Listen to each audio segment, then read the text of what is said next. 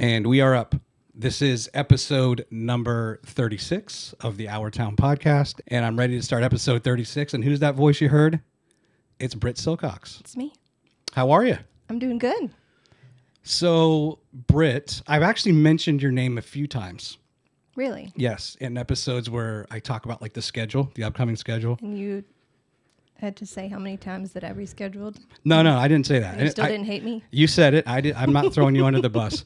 I think it was related to trying to help promote like the Trash Pandas events and talk about how awesome their business mixers are. Yeah. And of course, I met you. That was within like the first 2 weeks that I lived here. And I go to a Trash Pandas thing with who is now a former employee of Mantech, and my wife, right? And we met. And do you remember meeting me? I do. Okay. Oh, yeah, that was a fun night. It was. Yeah. And since then, I think there's been 2 more mixers, if not 3, that I've gone to. I've only done one other one. You did the one that was... I did one inside, one outside. Right. That was really hot. I normally don't put like suggestions in the suggestion box. And I'll just say it. Let's go on record. Don't ever do those outside. It was miserable. If it's somewhere between the months of like May and, well, even now, right? It looks kind of hot out there today. Today's November the 9th. But nothing like what that day was. That's right. So Britt Silcox is the founder, the owner, the CEO, the queen du jour. She will eventually be featured on the She Boss podcast. Maybe. By Megan Nivens-Tennant, who was my episode 31. And so I meet you at this event, and I see this display for Bright Eyed Brands, and that's your company. That's my company. So let's just do a quick primer on Bright Eyed Brands, and then I want to pause. I don't want to go too far in that direction. I want to kind of go back. In your case, I would love to learn more about where you grew up and all that, and then we'll come back to that. But if you'll notice, let's just go to your promotion screen. I think I have all of your colors on this screen. You have 4 main colors at Bright Eyed Brands, I believe. Now, this may be a little off, the monitor you're looking on, but based on what I've seen in your 4 colors, one of them is down below, which, what do you call that shade of, what is that? That's a great question. You don't know? That is a great question. It's like a poppy red. Okay. Orange red. Yeah. So you have the orange red, and then you have kind of the peachish color. Yeah. And then, let's see, where's the other color? It's like the blue. Indigo, purple. Yeah. That's the darker, right? Where like brighteyebrand's.com is. Mm-hmm. And then you have the outside border, which is like your lighter blue. Yeah. If you want to call it that. Okay. Did somebody else choose the colors? Was this not like your thing? No.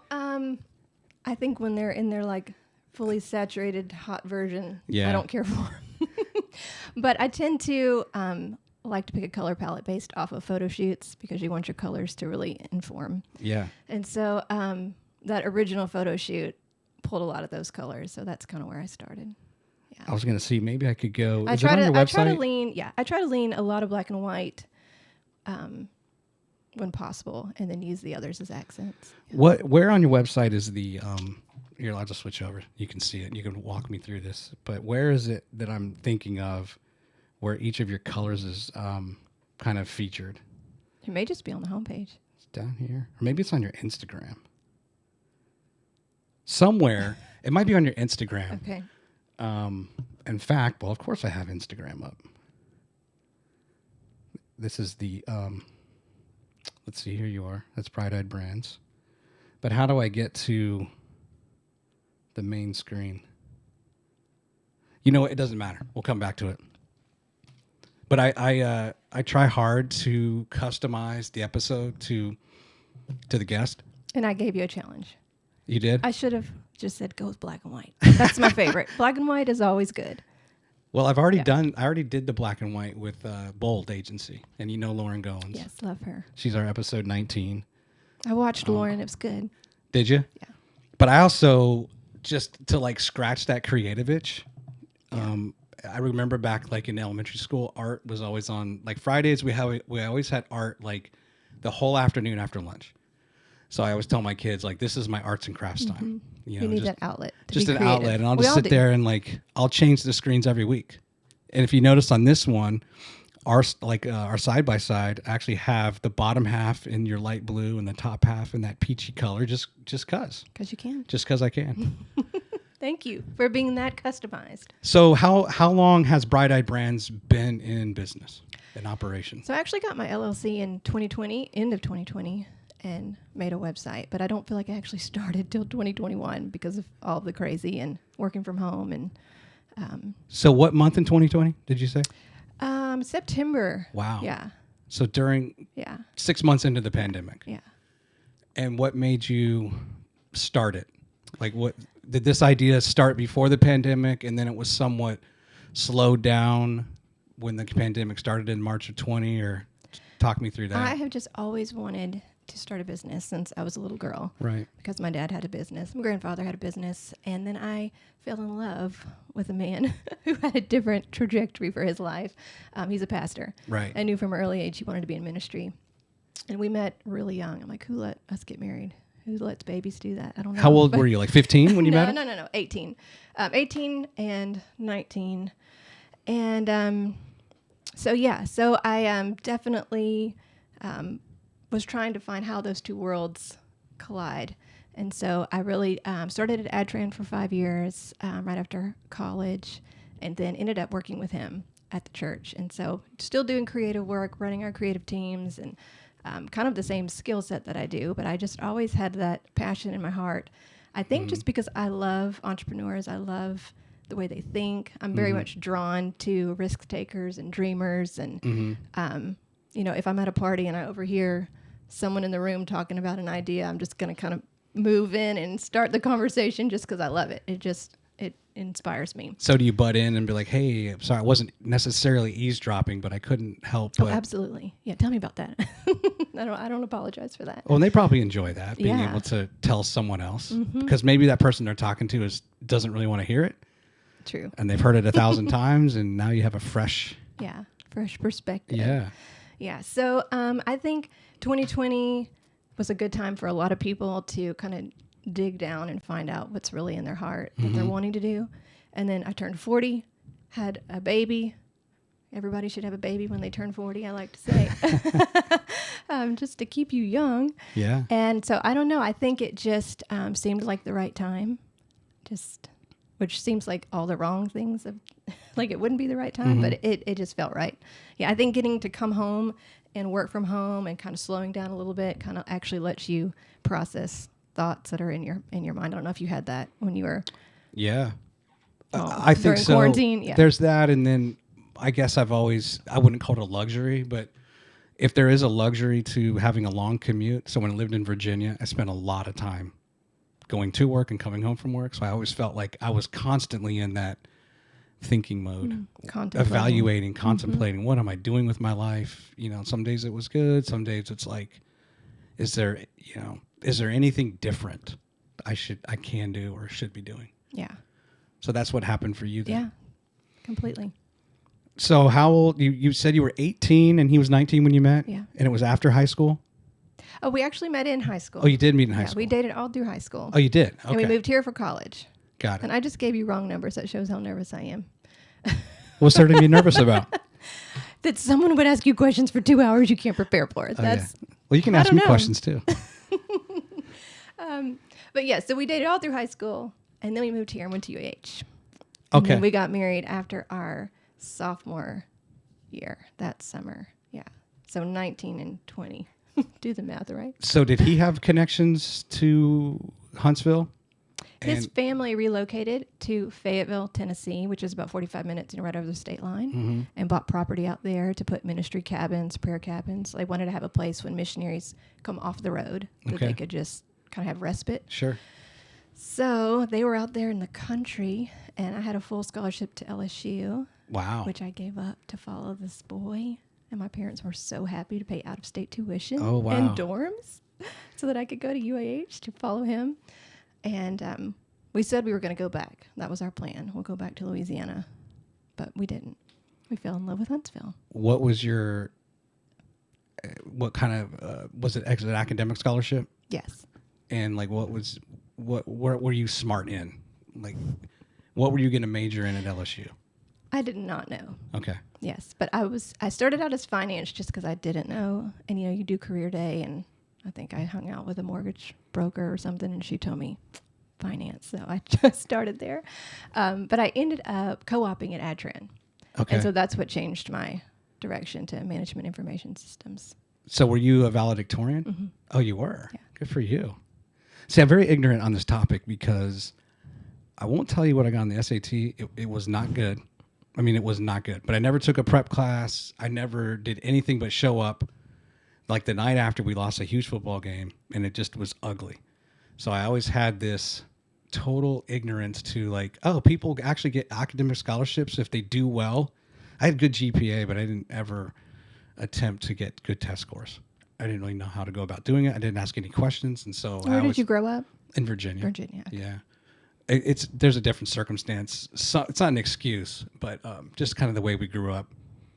We were raised by our grandparents, and our parents were out of the picture. You shared your story in one of the episodes. Yeah, both my parents were like mentally, or they've had traumatic brain injuries, and so I think our grandparents' energy was just spent on kind of keeping us absolutely alive in school. But there really wasn't, and I don't blame them. They already raised 6 of their own kids, and now they had 6 kids from their daughter. Wow. And so, we just didn't have those. We never all lived together again. So it wasn't like we were at the dinner table and, hey, Dad, how was your day? Or, Grandma, Grandpa, they were just tired. Mm. And so. Where were you in the birth order? I was the top middle. I was the third of 6. So and that's not, it's not sour grapes, but eventually I figured things out after I was done with high school. Yeah. You know what I mean? I don't think any of us have things figured out. Well, I just, there's people that they had some influence through a mom or a dad. They went into the military, and they knew that they were going to pay for their college at a young age because the military would do it. Right. Right. Like, it's just like, your kids are very impressioned by you, things that you like and all that. And you see that in your kids, and it's like, I wonder what that would have been like for me or my siblings if there was that kind of something to look up to. You know what I mean? Right. Anyway, don't make this about me. So MIS, that's the same undergrad that I got. Yeah. Management Information Systems. Did you like it? Oh, yeah. And I went to George Mason University for my undergrad, and it was a part of the business school. Yeah, mine too. Was yours too? So I guess you kind of tackle technology kind of at a functional level, right? And kind of is this, what are the decisions you have to make when you're building a database or something, right? Some system on it was a little service. Yeah, a little bit service for everything, I felt like. Did you do any like programming? Well, I did convince the dean to let me in a 300 level programming class. Really? And I had no prereqs. For some reason, I just thought I'd be fine. And no. And they let you in? They did. So you basically had like a waiver that they granted you. I don't know what I said, but I was convincing apparently, and they let me in, and I found out real fast. So was it a part of your degree program, or was it like an elective? I don't remember. And I don't know if it was just something that I aspired to or if there was a reason. But I remember the professor helped me pass that class. I had to have help on every assignment. They were very generous. Now, what does passing mean? Like, you got like a C? Or you? I think I got a B or a C. Okay. But not because I knew it. Yeah. For sure. Was it just difficult because you just didn't have any sort of foundation? Yeah, no foundation. Yeah. Yeah. I was actually really pleased with myself today. Did you know, if you've noticed, like I was on your Instagram for both, your personal page and Bright Eyed, just so that I could build this slideshow that's kind of rotating through several pictures, right? And on Instagram, you can't like just right click and save something off. Did you know that? But you know how you can? You go, and I was so proud of myself because I was like, you know what? There's got to be a way. This is ridiculous. But now Facebook, you can just right click and you can save the image. Well, I went to inspect. Is it like the inspect the element, which is basically opening up the underlying code. Yeah. And then there's a tab for images. There you go. And you're like, oh, so all of the images then, the raw files for those are just sitting there in a directory. Cool. And then I started offloading them like crazy. There you go. So they showed up here. I see them rotating. But I was little really tip. proud of myself. So there's one thing like I never programmed. I never learned to code, but I can somewhat read it. Right. Same here. Same thing. I can even probably go in and edit code. Same here. As long as I can read the tags. And then I know people when I get stuck. Did you ever take like C? I didn't take like C++. I never took any courses, but did you? I feel like we had one. That was so long ago. I'm so old. C#. I'm older than you. How old are you? I'm actually going to turn 47 at the end of this month. Okay. Well, I'm 43, so we're pretty close. It's kind of sad. Well, I already did the math because earlier you said you had a child. I guess that's your third child? Yeah. Okay. And she's 3. She's 3 now. She's a boss. What's her name? Evie. Evangeline. And what are the other two's names? Jude is 11 and Jax is 7. Jude, Jax, and Evie. And are those names that you and your husband just came up with? Yeah. Okay. Now, I do have to ask you, because this is what I love about living in Alabama now. When you live in Virginia, most people you come in contact with on a regular basis are from, maybe they're from Virginia, but they're from Maryland, West Virginia, Pennsylvania, close by, New York, New Jersey, North Carolina, maybe Florida. Never did I encounter people from Mississippi, Louisiana, Alabama, New Mexico. We're pretty great, right? Now that you've met us. Well, now it's like, oh my gosh, do I know people from Louisiana? Yeah, but not well enough to learn about, just kind of through osmosis, right? You learn about states and vacation destinations. Like Louisiana was never something other than going to New Orleans, right, for Mardi Gras. I never knew anybody who was like, oh, going to Louisiana, can't wait. No, and it's not. I'm not picking on Louisiana. No, you wouldn't. It could meet be anybody Mississippi. that Now wants that to vacation there. Well, now that I live in Alabama, I want to go down to. We'll talk about Destin later. I want to check out the Panhandle. I want that to be our new destination. But so you're from Baton Rouge, and how do you pronounce your maiden name? Bocudre. Bocudre. I've been told it means good sewing. The story is that my ancestors were tailors to a French emperor. How long ago was that? I don't know. I haven't done ancestry. My mom's done all that. I should ask. Hey, by the way, do you want to go on camera real quick? Oh. Just so they see who I'm looking at for moral support. That's not the right one. There it is. There's Grace. There she is. Look, she even has a monitor behind her. I kind of forgot to mention that I now have 4 cameras in the studio. You have quite the set. Thank you. Yeah. And these are my originals, the ones that are not the ones that are on you and I, but the one that Grace is on, and then this shot, which is of the whole studio. Those are like my original cameras, and those are just kind of sitting out of the way. You can actually see the one that Grace is on that's on the wall there, left of that monitor. So the only problem is because it's just me, I always forget to. There she is one more time. So that's who Britt keeps looking over at. And you want to introduce Grace? Sure. This is Grace Lombard. She's an incredible social media coordinator and assistant. Everybody needs a 20-something at their table, let me tell you. I know. It is so helpful. Awesome. Do you work full-time with her? Oh, shoot. I need some help. If you ever want to make some extra money. Just trying to poach my people. No, it's just it's a residual income. Right? All right, let's continue a little bit more with Bright-Eyed, and then we'll go back. Okay. So let's start with the name. Bright-Eyed. So when did that become a kind of a personal revelation on how you wanted to name it? Anytime you're starting a business, the name is so important. And that's one of the things that I do with people in brand strategy is help them with the name because it's so important. But when it's your own, it's harder. Yeah. Because you're like, I've got to like this forever. Right. So for me, I think I just was laying in bed one night and I remembered one of my favorite scriptures, and it's in Ephesians, but it talks about the eyes of your imagination being flooded with the brightness of hope. I'm like, that's just what everybody needs in the entire world, that the eyes of their imagination would be made bright with hope. And so Bright-Eyed Brands, the name was born. And of course I looked online. The email address was available. The domain was available. So I was like, it's meant to be. But you went the direction of bright-eyed because we also have in our vernacular phrases like bright-eyed and bushy-tailed and all that, right? Because so you're talking about it says imagination and bright. The eyes of your imagination. But the eyes of your imagination. Yeah, would be made bright. Okay. With hope. Okay, I'm with you. Yeah. Was there a runner-up or a No. third or fourth No. option? It was just that. Okay. I just knew I want to help build businesses. Like, I love small business. I love people with an idea. I love helping build brands. Yeah. And sometimes that's in consulting. Sometimes that's in conversation. Sometimes that's in strategy. And then, of course, all the deliverables that people need to build a brand. Yeah. Creating experiences. So it just felt like the right name. When you said from you were a little girl, you always wanted to own your own company.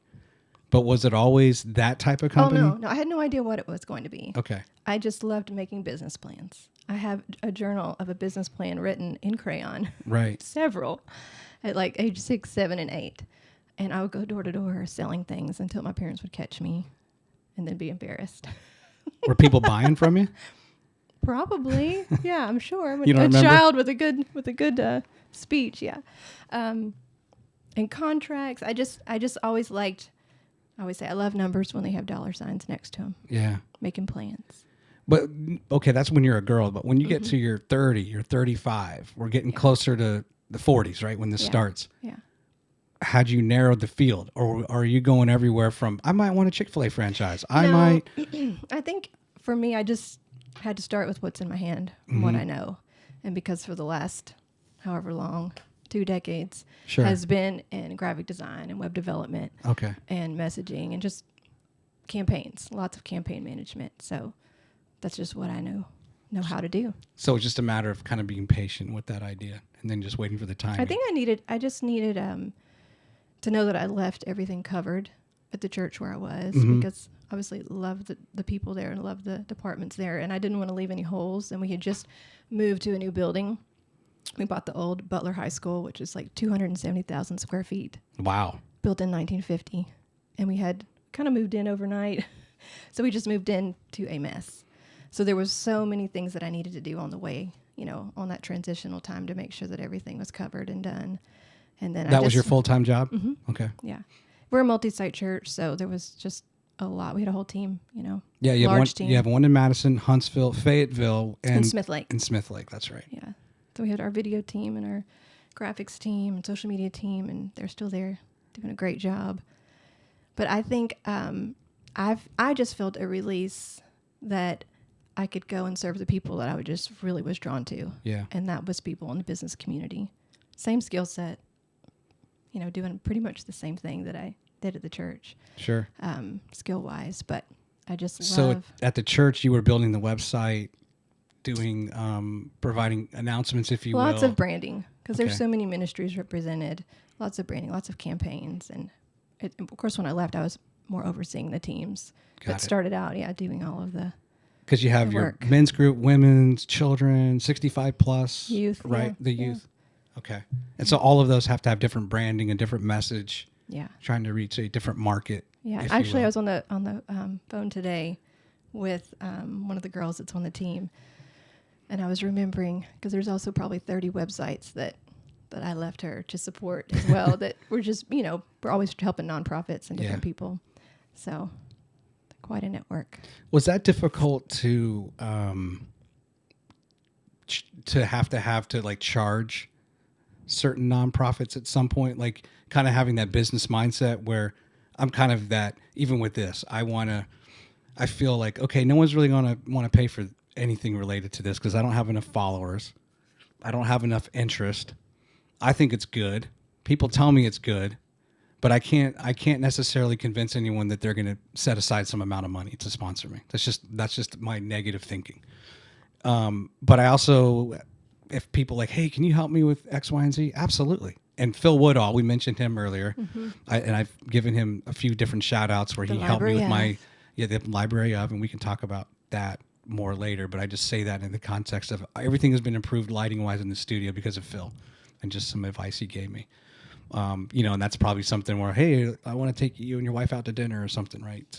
But is that kind of the way you're built and wired, where you just kind of want to help, and then at some point you're like, well, wait a minute, we need revenue, we need to cover our costs, and you kind of have to put on a different mindset in a way to charge, even if it's that friend. A little bit, yeah. I first of all, I've had so many interesting comments from people. Partly in what you're talking about and partly in another area, but specifically to what you're speaking of, I had a lot of people ask me, well, do you need to be a nonprofit? Because they know my heart to help people. So should Bright Eyed Brands be a nonprofit? And I really, I thought through that. I processed that. And my personal belief is that every one of us are wired to have a very specific identity and to do good on the earth. Mm-hmm. And to do redemptive work. So things that are broken, bringing fixes, things that need healing, things that need solutions, like all of us. That's really what we're wired to do. And I think if we have that entrepreneurial spirit, that I think God is so creative that he can give you a profitable business plan, that doesn't have to be where you're taking donations to be able to do the work. Yeah. So yeah, I never really considered being a nonprofit. And I think pricing, that didn't bother me either, but I do definitely have a heart to give and serve. So I probably give away too much. I mean, if that's possible. You can't give away too much because it comes back. But I have to make sure that I'm staying with pricing tiers often. So tell me about your first client that you landed with Bright Eyed. First client. Where you're like, okay, it's on. This is real, right? I'm going to be invoicing. Right. Okay. This customer at. I had so much. Even that first year, like I never had a single day without work. I think just people that knew me. Mm-hmm. But I can remember once the calls were people that didn't know me. I'm like, yes, this is working. This is real. These are strangers, and they're calling me to do their work. Because they were referred to you. Yes. But I think one of the ones that stands out in the beginning was Furnish Co. That was a really fun one because I got to take that one from like concept, and that was brand strategy with Mandy Pfeiffer. So, and that was over the phone at that point because we were still all not out and about yet. Mm-hmm. So we had several months to work on brand strategy, and so I think that those are the most rewarding when you get to be there from inception instead of coming in middle of the way through. Sure. Then messaging and the identity and website and social media. So that one stands out. Now, are the reasons that companies have to come in midway from, I would say, two things. One, they tried to do it on their own. The company tried to. Yeah. Realized they didn't have the right skill set, the right talent, enough time to devote to that, to do a good job, and then they need to hire someone professionally, or whoever they hire just didn't do a good job. Are there other categories, or does that pretty much sum it up? Why they would call me? Yeah, why would they would call any company like yours midway through versus at the very beginning? Yeah, so it could just be that they already have named it and they've already kind of decided who they're going to be, and they've got a company DNA, and they really just now are ready for visual identity. I find most people think that they're calling for visual identity and find out they actually really want clear messaging as well. That's almost always an add-on that people need. And then, the rebrand, because a lot of business is booming. So maybe they started out with just a singular little niche, and now they've expanded, and the brand doesn't match. And none of their materials really promote what they do. They're not proud of it. Yeah. So that's a reason why they call. So did any of those that called you based on a referral, did they tell you why they chose you? Like, what was it that sets you aside from other companies or other competitors? I guess word of mouth. I think people, the feedback that I get is one of the biggest values that I add is in the consulting side. And then I think just when you really have a passion and a heart for a specific group of people, you kind of give over and beyond. So people don't feel like they're just getting the bare minimum. They're not just getting a service. They're not just getting like the least amount. I think they just feel like, wow, like this was more than we were expecting. And then on the experiential side, of course, we brand your space as well. So that's one of the things that we love to do. So telling your brand story through thoughtful engagements and activations and That's kind of been the second part. I would say if I've been open almost 2 years, this second year that we've really been able to add that on. And that's been extremely exciting for us. So let me give you some praise. One thing that I noticed right away when I met you was the high quality of the booth, right? I don't even know what your kit, your setup, right? You're going to go to a trade show, a convention, to something like the mixer at the Pandas. And there's something where something's just kind of next level, right? And I noticed that with what you brought, which I believe it was like kind of your logo, which actually is ironically flashing right now with the way the light is sort of hitting it. Yeah. And then you mentioned Furnish Co. If anybody goes and looks at all this stuff you did, I mean, that is like the color choice, just the lighting, the set design, the photography. It's really good. Thank you. It's you know how like you don't know. It's like if you went into a store, like, what are you looking for? Like, I don't know. But when I see it, I'll recognize it and I'll know it. Yeah. And if I was to leaf through 50 companies' portfolios, that kind of portfolio, a subset of it would be eye-catching. Like, oh, wow, this is a high-quality operation. Where is that on the consulting side then, where you're lending that? You're going through colors and the naming and branding and all those kinds of decisions. Yeah, that's all part of it.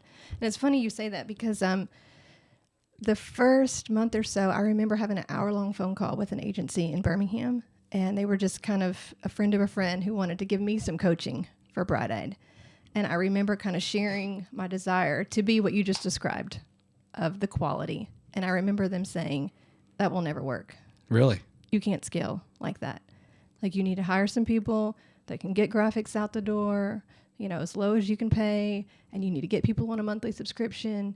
This whole project thing where you come in and become a brand manager and build out spaces, but then it's done. That will never work. And so I remember really going, okay, well, these people are very successful. I must be stupid, but I just can't be that. Like, I want to make art. I want to make things beautiful. I want to make spaces that inspire people, that evoke emotion. I want to tell the right story. I want to build a brand like one that I would be proud of for every single person. And so I guess that's not as scalable as, whatever that model of full service agency is. And so it really made me kind of pull back. Like, I don't think I want to be a full service agency. I like being a boutique version of that. But I don't think you can do everything well, so like we don't do video. That's Library of is who we partner with. Yeah.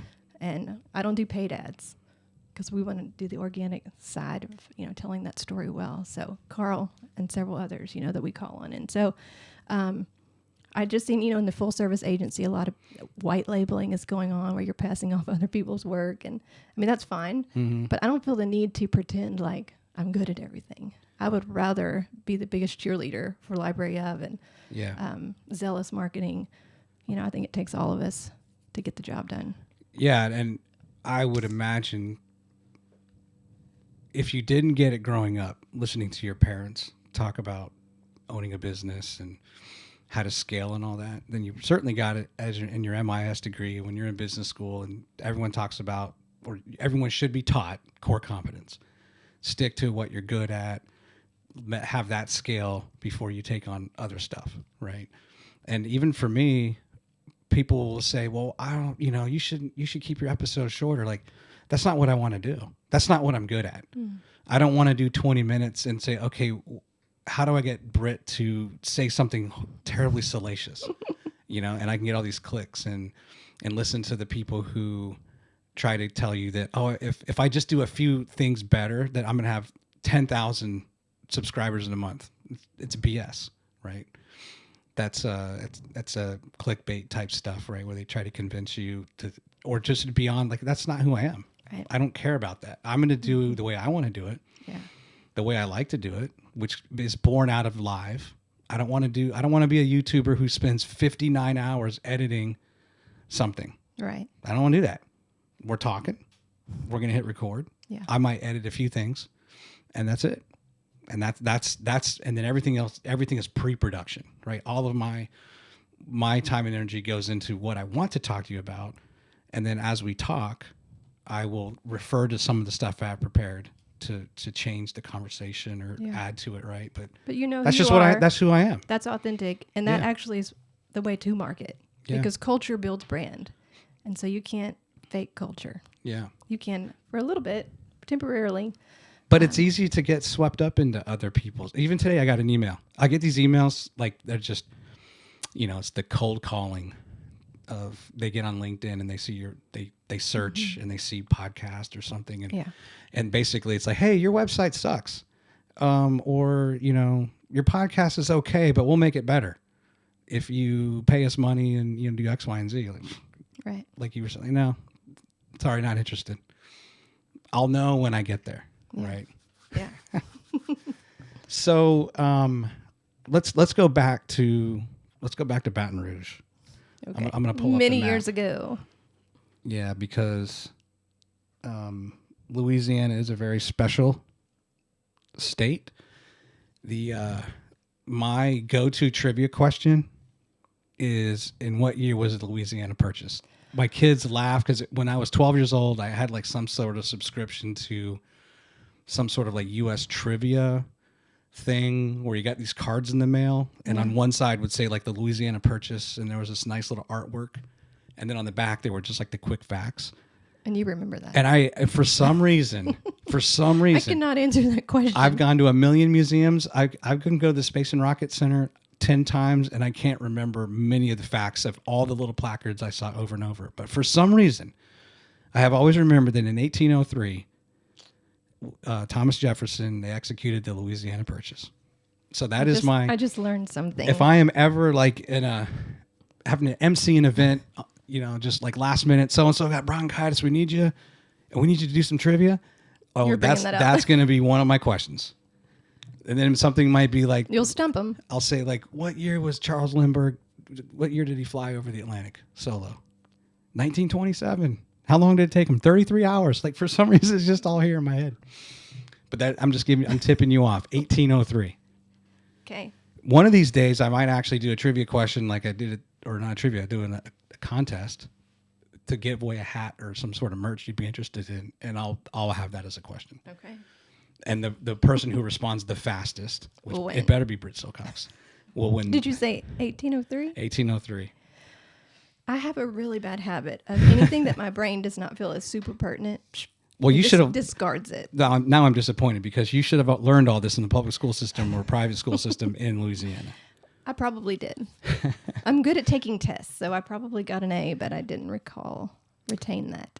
So for those who are just listening, we're probably going to do a little bit more of visual. I would call this kind of a showcase episode, where it's not just a matter of like playing the pick six later. I have lots of photos that I'll have Britt talk through. So you might want to just check out the Spotify or YouTube side. But here we have Baton Rouge, which is, if you drill in, literally right off the Mississippi River. All you need to know about Baton Rouge is good seafood and beignets. That's all you need to know. Gumbo. Any seafood, any local place, Red can't go beans wrong. and rice. Yeah, etouffee, jambalaya.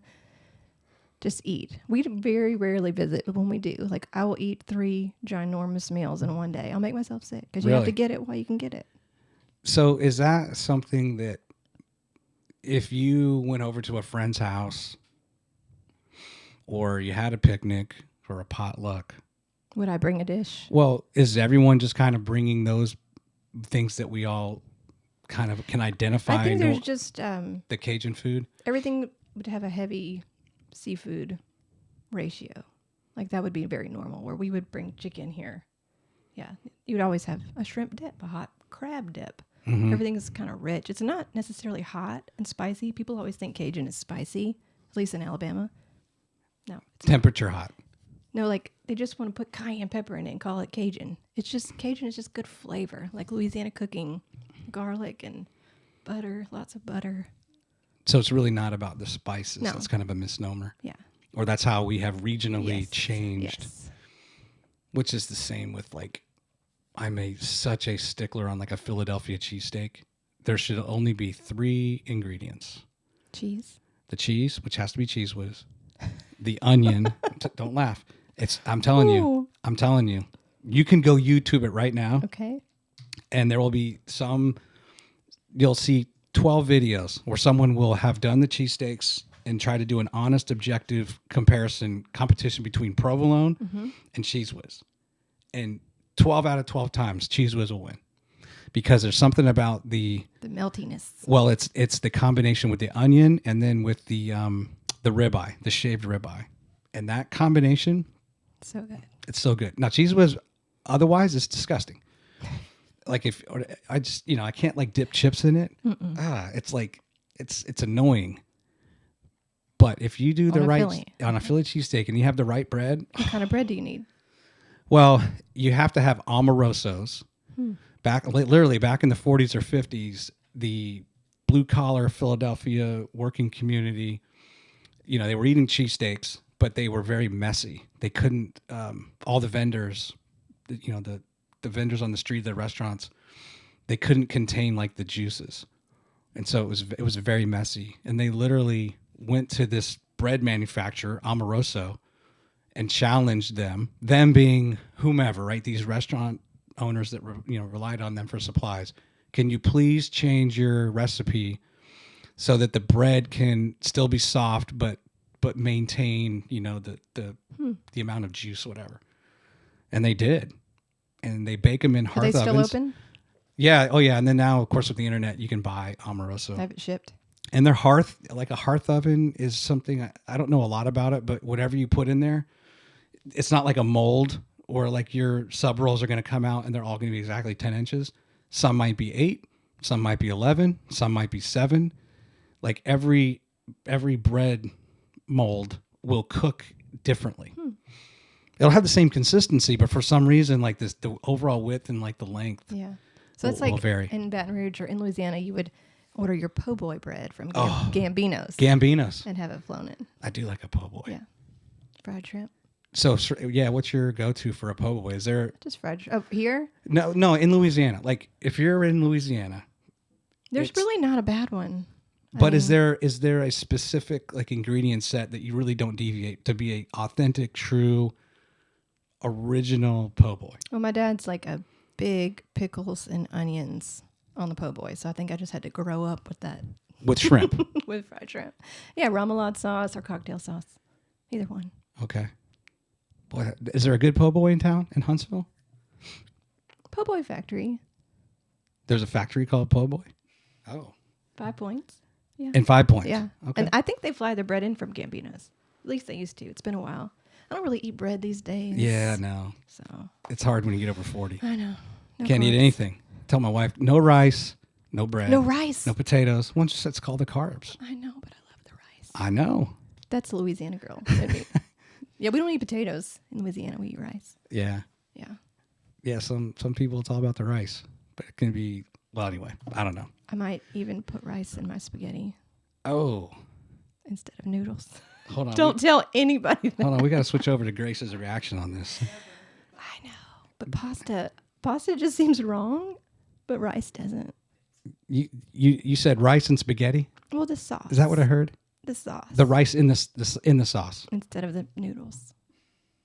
Oh, no noodles. No noodles. Oh, this gets even more interesting. Rice, spaghetti sauce on top. Then it wouldn't really be spaghetti. Yeah, marinara sauce on top. I know, it's very strange. I just tried it recently and I've done it like 3 times. And where did you say you came across this? No, I just probably necessity. Look, No, when you have lots of children, little children, you just got to eat what's there. Well, that's true. Yeah, what's left. Yeah. Did you ever go through a stretch in life, like when you were at UAH and you're a poor student? Yes. Did you amaze yourself with what you ate? So your freshman year in the dorms, they make you buy that meal card. Okay. And it would only work at their cafeteria in Stanley's. Did not care for a single item at the cafeteria. It's come a long way now, but back then. So I was just buying everybody's lunch. Like, who wants free lunch? Who wants dinner? It was so fun. Well, what did you eat? You had some spare money somehow to... I think I'd made a lot of sandwiches. Yeah. Yeah, just sandwiches. So cereal. I'm not really a ramen. A lot of college kids like ramen.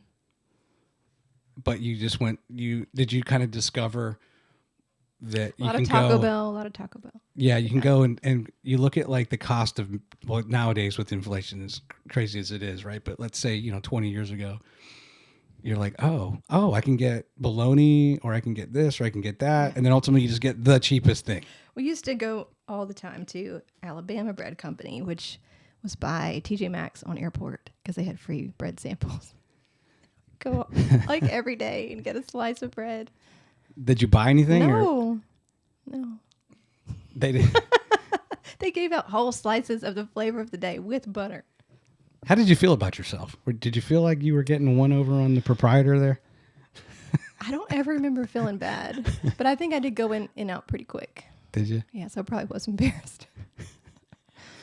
All right, so you met Scott, is his name? Yeah. You met when you were in high school. 9th grade. And you dated all the way through high school. He's Exclusive. a year older. Yes, and he's a year older, so he moved here first. He was here a whole year before me. You never dated anybody else? No. Wow. What about him? I mean, before. Okay. But not. Yeah, once it was Scott and Britt. It was Scott and Britt. So were you in the yearbook with Scott? Like, yes, best couple and all that? Well, he's a grade older. So, Okay. But yeah, I mean, all the just candid shots. But was he homecoming king? Yeah. Really? Yeah. Were you, when you became a senior, were you a homecoming queen? I was not. Donovan, shout out, was homecoming queen. I was on the court. And you're the valedictorian. Yeah. But it was a small school, Well, so don't think too much of me.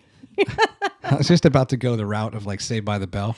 That's always my go-to when I think of like, they have this cast and they're like, they do everything, Screech does well, I shouldn't say Screech. Let's say, what was it, Slater? Yeah. AC Slater. He was probably the quarterback and on the chess team and in the band, right? And it's like they did everything. Yeah. Because so how many were in your graduating class? 19. Oh, that is small. Yeah. That's why we couldn't find it on the map. There you go. There you go. Wow. So did you, how many siblings? Only child. You're the only child. Yeah. Did you? And only grandchild. Really? Yeah. At least on one side. Yeah. Parents still alive? Mm-hmm. I think I have a picture of them. But the other issue with it is, I don't know where I pulled it from, but it doesn't scale well. It gets very blurry very quickly. And they live in Destin, Florida. They do? Okay. When did they move there? They moved there right after I moved to college. Really? Yeah. They were at a point to like retire? He sold his business and then they started house flipping, which they had done my whole life in Baton Rouge, but started doing that in Destin. Okay, so he was flipping homes while we lived in them. Way before that ever was so in vogue, yes, like it is now. Way before the HGTV. Yeah. What got him into that? He was an architect major at LSU until his senior year when they found out they were expecting me. And I guess financial, wanting to be the breadwinner and make sure everything was covered, he decided to start a business instead of graduate. Oh, wow. Yeah. So I think just the love of, like, when he goes in, he does not buy houses that need cosmetic work. He buys houses that need major. So he's moving walls and the whole footprint. Which, does that mean he's also getting a significant discount just because of how in disrepair it is? Yeah. He calls them sleepers. Sleepers. But he's still making money on the other side. Yeah. How, was there a certain square footage he wouldn't go beyond? Was there a project that he would turn down? No. I kind of think they just like to take risk. Really? And it's like a legal way to. So whatever that first risk he took, he's in college. He decides not to graduate. Your mom, they're not married yet. No, they were. They're married. Okay. Yeah. They're about to have a child. Yeah. And he gambles, if you will, and it pays off. Mm-hmm. And he says, "I'm gonna do this again." Yeah. And is flipping houses all the while. Yeah, just one at a time. What was the name of his company? Consumer Business Machines. Huh. Back in the 80s. Yeah. And 90s. Yeah. Do you want to hear a funny story? I was just coming back from Las Vegas before I burned my leg. It was actually like the week before. And I stop in Houston before coming back to Huntsville.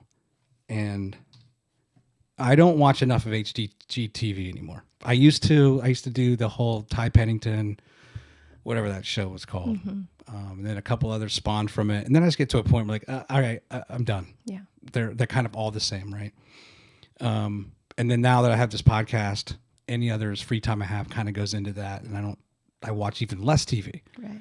So I don't know who the current stars are of the current shows. But I just know that there's still plenty of these flip or flop or list it, read, love it, whatever. Well, so I'm getting a, it was called Burritos. It's kind of like a Chipotle in the airport. Okay. And there's this big fella, like it's probably 6'6", 300 pounds, beard, cowboy boots. I'm in Houston. Like this guy looks like he's from Texas, right?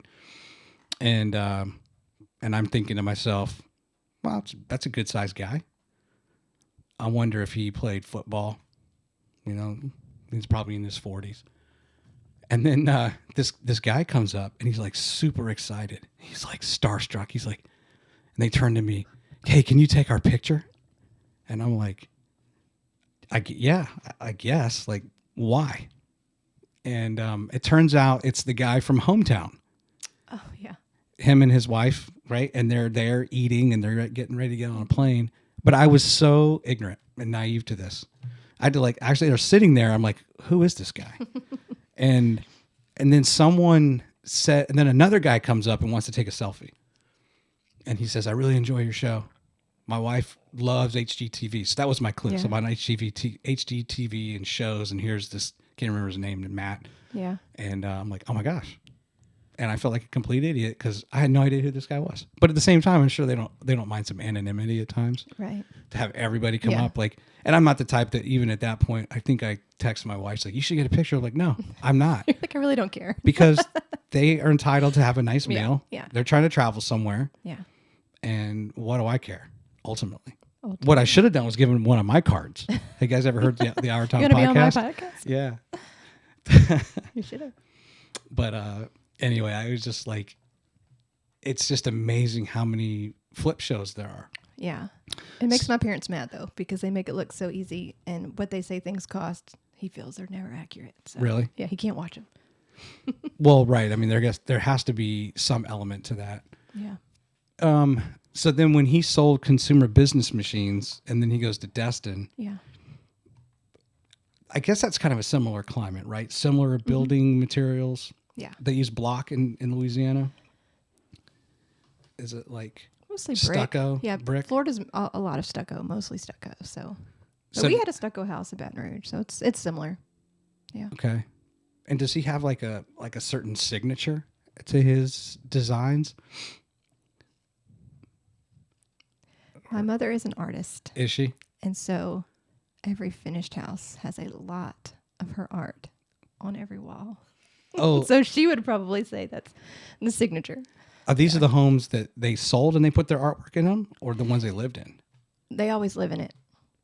Okay. Yeah. While they renovate it, stage it, and then they sell all the furniture when they sell the house. And then mom gets to buy more furniture I for see. the next house. Okay. Yeah. So it's kind of like living in a spec home in a way. But, okay, so they finish it and they live there and they're just hoping that someone... Yeah. So they move in and it's nasty. Okay. Or at least they're not going to move in until it's clean. But they move in when it's very ugly. We'll say that. And then they work while they're in there. They never did the route of like, we're buying this for a customer. No. Okay. Well, that is interesting. Yeah. That's different, right? Yeah. But I guess that helps them. I guess it was very controlled then. Talk about scale. Yeah. Did he talk about that then? Kind of going back to what we were saying earlier, I was making an assumption that maybe he talked to you and warned you about growing too quick or deviating from what you're good at. Is that something did he have that discussion with you? No, I think most of my inspiration from him was just to think smart and give it a try. Just not playing it safe. Really? Like if you want to try this, try it. Yeah, think it through and run your numbers, but get out there and do it. Yeah. So otherwise you just won't do it at all type thing. Yeah. And where did he learn that from? Just his own experience? Probably self-made, self-taught, yeah. Yeah. Do you look up to him I do. more than anyone? Kind of like he is your... I love both my parents. Okay. But yeah, I think growing up definitely idolized Dad. Did he have did he subcontract out most of it, or did he have a full-time crew? Both. Yeah, he would, and he does a lot himself too. So, but he does contract out a lot. He has one person that's like full-time and does it with him. So I'm not going to explore that too much more, but with Bright Eyed, what are those things that you are hard for you to let go of? That you probably should let go of and delegate to someone. Let's say it's website design, right? And you can easily delegate that to Grace or someone else because it's just so much simpler. There's all these easy tools, but it's also kind of like I was saying, starting in the when we started the program, sometimes I'd like to just scratch that creative itch. Mm-hmm. Is there something though that's difficult for you to let go of, even though you are the founder and the CEO and you could hire someone to do it or ask somebody to do it? Is there a part of the business? How do you know that these things are happening? I'll make an assumption. You're assuming correctly. This is my, I'm paid. Yeah. Well, all of it, right? When you're a founder, and it's so hard. I've been on the other side. So, but definitely websites, because I love to build websites. Yeah. So that would definitely be one. The social media side, I don't have any trouble partnering with my sweet 20-year-olds that are so much better than I am. But I think just trying to figure out which parts you really should delegate and which parts you need to maintain. Yeah. But for scale, yeah. But I have been just this month. I've got a new person helping with websites. So I'm doing the hard work of delegating. Yeah. What was one of like the first programs you used in like a website builder? Joomla. Back in the day. And Flash, lots of Flash. Do you remember Flash? Yeah, I never really worked with it. Animation, but websites too. Yeah. What about now? WordPress. Yeah. WordPress is tough for me. And maybe that's just because I think there's like a different technical side. It's a little more hardcore, I guess. Well, if you like the design side. I like Squarespace. To me, that was always the most intuitive. And I tried Wix. Yeah. WordPress, I struggle with. For some reason, Squarespace, and I think it's changed enough now that I wouldn't say it, but whatever version it was, I was doing this like 10 years ago. Yeah. I kind of felt like, okay, I can do this. Squarespace is too limiting for me. Mm-hmm. It's just too much drag and drop and too boxy. Yeah. But WordPress I really like. Well, and it's nice now, like everything is so integrated in. I actually did hire out. I used like Fiverr, like a crowdsourcing to have my website built because I was trying to do way too much on my own, like trying to get this going. Yeah. And I just told him like, I want this to be dynamic so that when I upload an episode to Spotify through Anchor or to YouTube, and Anchor then sends it out to all the audio platforms, then it goes into the website just dynamically. Mm. And every now and then I have to go in and like babysit it because it didn't like the size of an image that came in, and it's all through WordPress. It's amazing. Yeah. How like it's been so commoditized. So if it's so commoditized, then there still though requires some skill, right? And I think that's where you still have to turn to. You want it to look beautiful and you want it to match all of your branding. So I always tell people like you could do this if you wanted to, but nobody wants to do their own website. Nobody has time for that. They might enjoy it, but you're right. You look at the clock and it's 2 a.m. and then you have to get up for your normal job or your family or something, right? What's your record? Have you stayed up all night? Have you done some all-nighters? Working on a client and I've stayed up maybe so Britt turns into a pumpkin after 10 p.m. I'm not your late night party girl, but on a project, I could probably make it till 2. That'd be my max. Yeah, because little Evie's going to wake up at 6. It's 6. They all are. They're all early birds when the sun gets up. Yeah. Yes. Yeah, I'd love to stay up. What age do they start sleeping in? Because you have teenagers. Yeah, I've got 2 in college and 2 teenagers. Sleeping in 13. We're close. Jude's 11. I think. and there's like no napping either. But now I've got teenagers who nap because, I had mono in high school at one point. I didn't realize I had mono, and I was like taking nap. I was so tired, and I wonder if they just overdo it. Yeah. I've got like one who wrestles, and they're, they got school, and they're kind of go, go, go. They're not lazy. I think it's just the stress too. Yeah. Like a nap, you can kind of detach. But yeah, there was no naps when they're 12 No. or even 13, right? And not even 14. It's probably like when they're like 16. Yeah. You start seeing the naps. Well, I'm looking forward to getting to sleep in on a Saturday. Do you remember the best though? When like, is Evie at that age yet? I think it's like 4, where they can kind of wake up on their own. They can go downstairs. They can pour maybe a glass of milk on their own. Can, but won't. Really? Yes. Oh, well. Yes. She's fully capable. It's great when they have a desire to do it, and you no longer have to like help them to sit on the couch and find something on TV or whatever, right? And then you can go back to bed or. Yeah. But now I'm an early bird, so now I get up before all of them. So. Do you? Yeah. Hey, let's do this. Let's just cruise through a few pictures, and I want you to comment on them. You ready? Mm-hmm.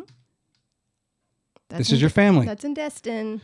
So this is. Well, that's actually 30A. You haven't been there.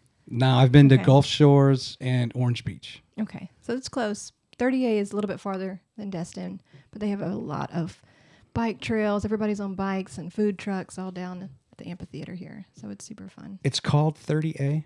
The highway. Okay. But that's the whole area. You see people with a sticker. You see a bumper sticker everywhere, 30A. That's what it's. That makes total sense. Start looking and you'll start seeing them all the time. I saw it. I saw that referenced somewhere else recently, and I remember thinking, what is that? What is that? Is that a marathon? No. Well, there's the A1A on the Atlantic side, which makes sense. So 30A. And how long ago is this? At least 2 years ago. Grace, you took that picture. Oh, you were with them. You took that. Yeah, because Evie's. Okay, let's see what we have next. Now, this is, I chose this. This is somewhat recent, I think you're doing posting on. Yeah, this is a new cafe soft opening next week. And by the way, for the viewers, I think I might have actually a bad capture card on this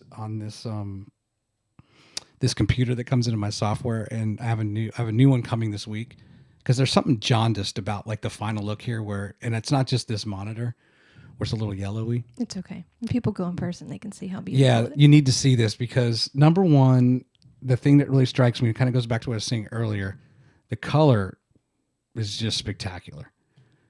How did you come up with that color? So I met this client, Kim, before this was even in concept. She also has another store that I got to work with next to this called Refuge Home Interior. So I met her at a coffee shop. Refuge, she already knew she wanted home interiors and already had the name and already had the logo.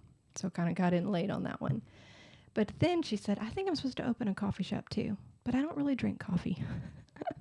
So she kind of gave me the keys to the car on this one, which just made it really fun to work on. So from brand strategy to naming to really the entire aesthetic of everything, all the way through to the interiors. So we got to build that out. So what wall are we looking at? There's actually banquettes on top of it now, custom banquettes that have been slid in. So this was probably a couple of weeks ago. Mm-hmm. But yeah, so that would be the left wall of the cafe. Okay, so you'd be like left side, and then in front of you is the coffee bar. Mm-hmm. Yeah, and it's breakfast and lunch. So now, did you choose this color, this shade? The only thing they asked for was to incorporate some kind of teal. Teal, okay. So many shades later, this is what we chose. Okay, who's on your team that works on coloring? Todd and I did this Color together. selection. Todd Booyer, he's my environmental designer. So he designs walls and spaces and then shows the 3D mock-up for clients to see. And then he actually fabricates and installs as well. So he spent many, many weeks in this location getting it ready. That's cool. So this Friday, they have a sneak peek and tasting. And then soft opening is Tuesday. Let me ask this. In current environmentals, in choosing fixtures, you have gold, silver, chrome, matte. Like this is gold. Mm-hmm. It's gold. Is well, that kind of brass too? Is that in, or was that a requirement that they gave you? No, it's just in. It's just in. It's just so pretty. Yeah. I'm having a hard time with all the cars that are now kind of painted a matted look. I don't even know if it's matted's the right word. You know what I mean? Have you noticed that with like the last 2 years, a lot of new cars? Yeah. Yeah, it's like a flat, but it's It's not like a flat. Yeah. No, I love it. You do? Yeah. It's growing on me. I think I will eventually, but it's just so like stark in contrast to what we're used to. You like right? that high gloss. I guess, but then it'll come around. I'll come around on it, yeah. but I'm also like, whoa, what is going on here? This was a risk. This paint choice was a risk. Really? I knew they wanted teal, but some people, might think that that's too much. So we really tried to make it moody. But then it got released as the 2023 color of the year. Perfect. That I just saw a couple weeks ago. So last year, was it like a seafoam or something that's been so popular for so long? I don't know, but this was put out by the paint companies. Now, is Glidden. that chair? That's one of the bistro. So chairs, that's one of many. Okay. Yeah. All right. Let's see. That's your family again. We already saw that. Talk to me about this picture. You're in an escape room. Oh. And let's see. Grace, are you in this? No, but there's some fun people in here. I see Phil and Reese from Library of. Yeah, Daniel Akridge at Summit 7. Now, was this like just friends going out and hanging out? Yeah. So that must have been in Gatlinburg. No, Huntsville escape rooms. I'm sorry, I'm not even reading. We've done the ones there too. Okay, so yeah, that was just a night. I honestly don't remember what the occasion was. Well, I'm wondering if you guys were competing, like. I feel like that was somebody's engagement party. Somebody might have been getting married. Okay. Maybe. That's a different kind of bachelorette party. Yeah, that's what I'm saying, because all the guys, so I'm wondering if it was the girls, like different times. Because I definitely wasn't in the escape room with the guys. I was with the girls. Okay. Oh, you went way back. Yeah, it went back. All right, now here, so this is Library of and Bright Eyed, co-branded. This is a brand activation. Huntsville needs more brand activations. All right, so walk me through that. If I see one more black stretchy tablecloth at an expo, I'm going to lose it. Like, we can be more creative. We really can. Oh, than just the table skirt? Yeah, so it's when you have a public event and you want to tell a brand story, you want to educate, or you want to inspire, like make it fun, make it an experience. People will stop and actually talk to you. You'll get to make connection with people. Yeah. So this is when you have one shot to brand well. Create a visual experience. So we gave people one shot. That was at Mid-City. That was super fun. And then they can walk up and do the QR code to your enter. websites. They got to enter a contest to win a brand activation. That's cool. Yeah, that was so fun. I got so many wonderful conversations that day, and it was a long day, and it was hot. That's why I'm holding an umbrella, because I was going to get sunburned like 8 hours out on the pavement. That was the Camp to Amp Festival with all the music stages down there. Okay. Yeah, so that was really fun. What was the inspiration behind kind of this psychedelic zebra look there? I love black and white. That's true. Yeah, I love mid-century. Yeah, it was really just to grab your eye. That's where you would grab your basketball to take your shot. Sure. Yeah. Okay, I get it. And then you have a little bit of that same up in the backboard. Why do people keep ordering the stretchy tablecloths? I don't know, but I was going to say, when I was in Vegas, I went to Oracle Cloud World. Yeah. And I was blown away So, I've been to a lot of the stuff we have here and other conventions, and nothing wrong with that, right? And most of that is the company has sent down their stuff. And so... And it needs to pack up in a tiny... It has to pack up, but when it comes to there, of course, is not a consistent look and feel then across the floor, because everyone is buying from different vendors, and there might be some things that are similar, but there's a lot of things that are just different, right? This would be very different. But you usually get an 8x8 or a 10x10. You're going to get that space. Yeah. So what could you do? But I tell you what, at Oracle, and it's interesting when you start going into... and you venture into a space, like now you're talking about billion-dollar companies, right? It's one thing to go to the Von Braun, and there's some big companies in here, right? But there's nothing that's on the level of an Amazon.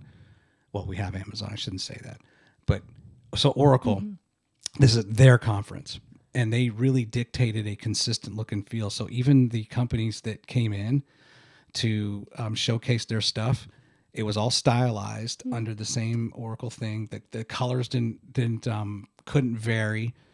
And then they had it very, it looked like it was like a hard plastic, but it wasn't. It was just a fabric that was stretched so tightly so that made it look like it was a very solid surface, right? But it's like a pillowcase that slides down. Yeah. And it was by far, like, I think the best present, and it was a massive, I mean, this is in their convention center in Vegas, right? It's huge. Yeah. And I just couldn't believe, like, how difficult that must be in a way to control that. To have every vendor that's interested in doing something, okay, great, but let's help you now to, when you do your signage, it has to be this way. It has to be the pillowcase that slides on. It has to be a certain dimension. It was really well done. Mm-hmm. Really well done. But I didn't see any basketball hoops or ping pong or cornhole. And that was fun. Not every brand activation has to be fun. It might be inspiring, it might be educational, thoughtful. Now, so whose idea was this? When it came to this, Todd and I. Just your. And I think we had about 12 hours that we got that together. So, really? Yeah. I'd ask a lot of favors for people to print things quickly. You're looking at Grace. That kind of fell to her? No, she just knows. Just people in the town, like. Yeah, all the sweet people. Printers and stuff. Yeah, they're so good to me. Let's see here. And tell me about this one. Is this part of the rock? This, I can see it on your screen. It's not up there, but. Oh, hold on. There we go. That was done by a local artist, Bailey Lombardi, who is amazing. I actually just hired him, and he did a gorgeous, gorgeous illustration of this tour of shops that are my clients in Madison, and he did a hand drawing, and it's so pretty. So thank you, Bailey. But this is one he did, The Young Are at the Gates. Yeah, so we did an event called Verge in Sandestin. And that was an annual event that we did for almost 10 years, gathered about 1,000 teenagers every summer. And so we would do different themes. So this was one that he did the art for. This was the theme, The Young Are at the Gates for that year? For one of the nights. Yeah, each night we'd have a different. So the sermon and the that was a T-shirt that you could order. Okay. Yeah. And where is he now? He's here local. He works for Summit 7 too. Oh, does he? By day, but he's an incredible artist by night. Yeah. Huh. Well, I'm wearing, shameless plug for Foul Wow Designs. I'm wearing one of Jonathan Fowler's T-shirts. And he has a buddy I've been trying to track down. He called him Little Brody. And I can't remember. I think Brody was it might have been his first name, but I think it's his last name. Okay. Anyway, he sketched us as we were talking throughout the episode. Oh, that's neat. Yeah. He sat there and sketched us, and it was something I'm kind of looking for, whereas more of the cartoon look of, his... I'm talking to Jonathan, and he puts a little bit of artistic spin on, my appearance or whatever, and Jonathan, and afterwards he showed me, and I'm like, oh my gosh, and just did it in pencil. Yeah. I wasn't sure what kind of notes he was taking. I was like, is he taking notes of the episode? Like, no one's ever done that. You can just wait and watch it. Right. And now he was drawing us. That's awesome. And it was like, some people just have. They just have such a gift. Yeah. And you just so not fair. I think that's all I have on that reel. Talk to me about if you had a favorite or most satisfying project you've completed thus far. I mean, it's the one we already talked about, Lux Brew. That one? Yeah. My only vice is coffee. So that's one layer of it. But just getting to be through the whole process. There's a lot of clients that we've got to start with brand strategy, but then after website and social media, then it was, complete. But this one being all the way through to building out the whole space, because we want to do more. We want to build more spaces like that. She had already picked out the name, Lux Brew. You guys did that. Brought 3 concepts and she got to pick. And who was that your idea? Yeah. Where did you get the name? And luxbrew.com was available. Really? Yeah. And where did you come up with that, Lux Brew? I mean, I probably wrote 100 names and just picked the best. Really? Mm-hmm. Do you remember? Now, let me go back to the same question asked earlier. Was there a runner-up or a third or a fourth where it was tough to choose from? I should have looked at that presentation before I came to remember the other 2. The other was Dwell. And I think there was a lush garden because I had a whole aesthetic for each one. So the lush garden had like flowers everywhere and greenery everywhere. And I don't remember what the aesthetic was for Dwell. But yeah, I try to write messaging that goes with each so they can really kind of get the point of view, capture it, and the brand personality that would be attached to that name. In this case, because it was kind of like a blank slate, I was able to be a little bit more creative. Where when I'm starting with a specific owner, I really try to match the brand to their personality. And you were basing that off of luxury brew. Mm-hmm. Okay. And then shortening it. Yeah. My mind was going to like Luxembourg, and I was thinking of like, I was like, well, wait a minute, luxury. And it is luxury, Mm-hmm. right? Luxury as far as the overall experience. Yeah. And the food. But even though she doesn't like coffee, she wanted to open a coffee shop. Yeah. She just felt like she was supposed to. Huh. And how long has it been open? It will soft open next week. Okay. Yeah. Very cool. And in But Huntsville? Friday you can go. It's right by your favorite place, right by the Trash Panda Stadium. Oh, that's right. Highway 20, you know, the Terme, I don't know if you would know the salon and spa, Red Brick. It's an icon in Yes. Madison. So that whole strip, there's retail spaces next to it. So it's Terme, and Friday is the big event there, so you can go. And it's the Tour de Luxury. So Terme, then Lux Brew, then Refuge Home Interiors, and Our City Eye Care. They're all Gotcha. in the event Friday. Wow. Yep. Good stuff. All right, let me see what else I have here. I want to ask you about Small Business Awards. That I didn't win, but it was so special to be there. But you were nominated. I was nominated. Okay, I'm going to show you a picture here in a second, but I think that that's another thing that's just so exceptional about Huntsville and our Chamber of Commerce and all the resources that are out there to help small business. Yeah. Did you engage with the chamber? What were some of the resources you kind of tapped into in the greater Huntsville area when you were starting your company? I mean, I signed up with the chamber, and I remember they do a really good job, especially in the beginning, of trying to just connect you with people that they know. You know, they're emailing you, hey, you should reach out to this person. And I think I got to do one of their events. They did a luncheon for women in aerospace, women in defense, which was very inspirational to get to go and listen to those ladies speak. So that's probably all I did, actually. So not that I can remember. So you basically were one that just kind of had a clear path. You knew what you wanted to do, what you needed to make it happen, get it going, and you didn't necessarily have to tap into community resources to help you with Bright Eyed Brands. I think the relational equity, just in the city from being here that long, and I think I always tell all of the businesses that I'm helping, once you build your ecosystem, meaning businesses that have same style customers, yeah, but you just do something a little bit different, sharing resources there is huge. So, I mean, everything elevated for me as far as scaling when I started officing with Reinvest and Library of. Okay. And there's several businesses involved, and we all are on the second floor right above ABT off of Triana. And I think building that ecosystem has been really helpful. Oh, you know what? I went over to visit Phil, and I think you were there. Yeah. Were you on the phone? Yes. Or did I'm we so say sorry. hi? No, I waved, but I was on the phone. Oh, she like big timed me. I did She was not. like- she went No, like I this. could not. No. That's right. That's right. Yeah. I have been So over that's like there. our conference room that Yeah. in our kitchen there. So where were you when you found out that you're being nominated? I was on an airplane. Really? Mm-hmm. I just checked my messages right as we were landing, where Okay. you get to turn your phone back on. And I was just surprised. I was like, this must be a mistake. Was it was an email Yeah. from With the chamber. Chamber. Yeah. And the subject was congratulations. Yeah. Well, it says you need to fill out this form and give us information. It's like a 3-hour form to fill out. They want your P&L. They want your balance sheet. All these questions. Yes. And you have to choose which category. And I was like, I don't know which category I'm being nominated. You're the one that told me that I'm being nominated for Small Business wow. Award. So I started reading the requirements, and the only one that I could pick was Emerging Business of the Year because of my age. All the other categories, you had to be 3 years or older. So I was like, well, I guess that's the one that I'm supposed to. Well, that's interesting. So Submit for it. they asked for the P&L as far as their overall evaluation Yeah. criteria. Yeah. I was like, well, I'm surely not winning now. Seeing all the big players in the room. So it's not necessarily just about client feedback I'm not sure what the criteria is. They said they had 400 businesses submitting, and then they, I guess, whittled it down to 100 that were in the room.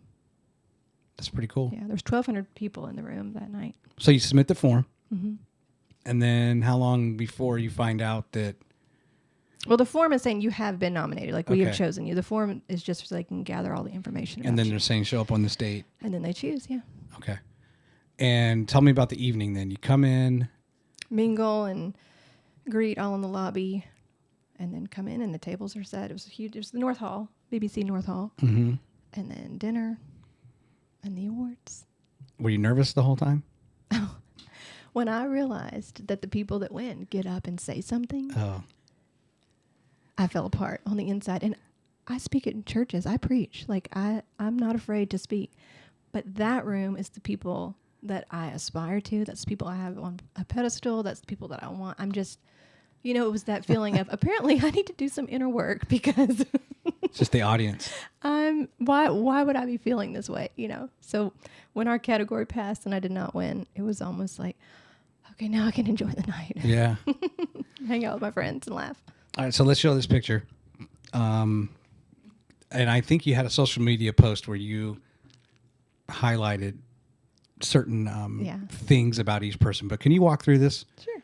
And kind of left to right, who's in the picture? That's Phil Woodall, Library of owner, most amazing human being on the planet. He really was instrumental in helping me step out. He knew me long enough and said, "You can do this." The kind of person that looks in your eyes, looks into your soul, and it's like, you can do this. He took me on his first out-of-town brand strategy meeting with a client, and I was just a fly on the wall. And when I saw it in action, I was like, I have to do this every day of my life. So next to him is his wife, Carrie, and she's a really brilliant copywriter and just organizes everything for his business. And that's my husband, Scott, next to me. Married 23 years. 23 or 24, I can't remember. Oh, boy. I should work on that. Do you remember your anniversary date? June 26th. Okay. Grace, write that down in case you forget. I think it's going to be 24 in June, yeah. Because 25, you get to do something special, and we don't have anything planned, so I don't think it's 25. Grace, next to me, the beautiful, wonderful Grace. That's Jen. She's married to Todd. Todd is our environmental designer. And Jen, she's so fun. Reese Mitchell with the mullet, the curly mullet. Well, no, wait a minute. Is Todd the guy next to Reese? Yes. Okay. Yeah, Reese has the curly mullet, and he's just one of those thinkers. You ask a question, and you're not going to get an answer right away because there's just all these amazing things up here. But then when he shares it, you are smarter because you heard it. And he has so many good ideas. So he works with the Library of. And then on the end is Daniel Akridge. He's a very close friend, and he's at Summit 7. They actually won their category. Did they? Summit 7, yeah. That's a great company. I think the picture you had online was the non... Yeah. The non... I had the... The more serious version? Yeah. Yeah. Was there only 2 shots that you They kept? give you 3. They they posted 3. At least of us, they did. I don't know if they did that for everybody, but... That's awesome. And it's interesting when you look at your circle, right? Of those, like Phil just telling you do it. You have to look to someone at times, right? Oh, yeah. Am I crazy? Yeah, you're crazy, but do it. And your dad would be like, just do it. Yeah. Did he say the same? Was he even more? It sounds like, I think you kind of answered this earlier, but your dad would be like, why are you even debating this? Yeah. Why are we even having this discussion? Yeah. Right? But when you're the only child, they think that you're amazing, can do no wrong already. So you can't really take their vote of confidence. But when other people in the industry are like, no, you can do this. Yeah. So is there like a dance afterwards? Did they try to have like a dance? No. And by the end of the night, you just want to take those high heels off. You're ready. Yeah. Yeah. I feel bad. So I feel like I missed so many things this month. Not that I was invited to this, but there's other things I wish I could have gone to, but I literally until like the last 3 days, I've not been able to like walk around. I'm trying to but it really sucks when you're kind of sidelined and you're out of commission and you're just like, man, I want to get into the game. Yeah. I've been missing out. I'm glad you're getting better. Yeah, I am. I did back-to-back episodes last week, and it was hard because right now I don't even have my foot elevated. But the one episode I did, I had it elevated the whole time underneath this desk, and then the next night I just sat in pain. I wasn't in pain, but it was it was Uncomfortable. It was just kind of I noticed it the whole time. You know what I mean? Didn't go away. All right. Sorry. You want to play the picks? I want to play the quick six with you. Quick six, do it. Have you noticed a quick six in other episodes? Well, I think you did it with Carl. I probably did. Oh gosh, poor Carl. When he was here, our AC had gone out, and he said something like, "Oh, it's all right. My wife's from Mexico, and we keep the house at like 78." Well, it was more like an 89, and this was like June or July. It was hot. And, he's a good guy. Yeah, and so I was like, I had some fans. I think I had some fans going, even though I didn't want them to be too loud. The background noise. He came in. He's like, "Yeah, this is warm," but we got through it. We got through it. I just was like, just wiping. You were shiny. I was wiping my face the whole time. All right, so this is the game where, although I have designed these to be somewhat quick answers, they don't have to necessarily be quick answers. But I do think that today they'll most likely be pretty quick. All right?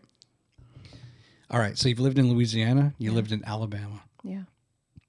If you could pick any other state to live in, actually, no, you have to. Let's say just next year, you have to move.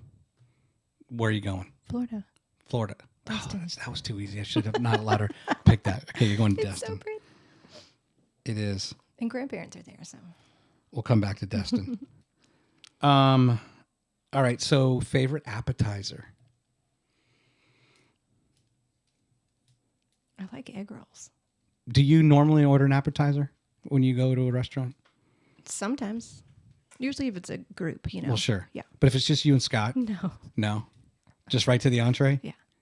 What about? Unless there's egg rolls. Unless Even there's if egg I'm rolls. alone, I'm ordering egg rolls. Really? Yeah. Spring rolls, yeah. What about the kids?